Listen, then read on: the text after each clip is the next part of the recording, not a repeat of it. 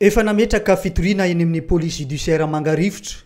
ny havan'ilay vehivavy niara-ny fanolanana faobe sy maty nisy namono teny amin'ny fokotany Aranta ny 7 ny volana May lasa teo iny. Taoriny ny fandevenana ny nofo mangatsika n'ilay vehivavy vao nametraka ny fitorina ny avany raha ny tatitra azo tamin'ny police judiciaire eny Mangarivotra. Amin'izao fotoana izao efa mandeha ny fanadiadina mikasika ity raharaha ny fanolanana sy famonona ity vehivavy ity. Ny resaka meurtre moa izy iny tany Aranta dia efa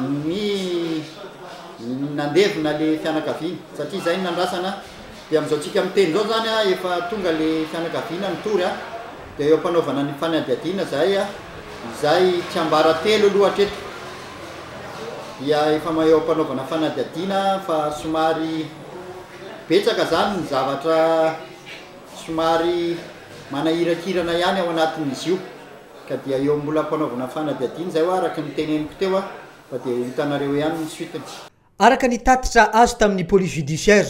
androany talata fa 4 ny volana Jiona 2024 andrasana tsy ho ela ny valy ny fanadiadina mikasika ny fanolanana faobe sy famonona ilay vehivavy teny amin'ny fokotany Aranta.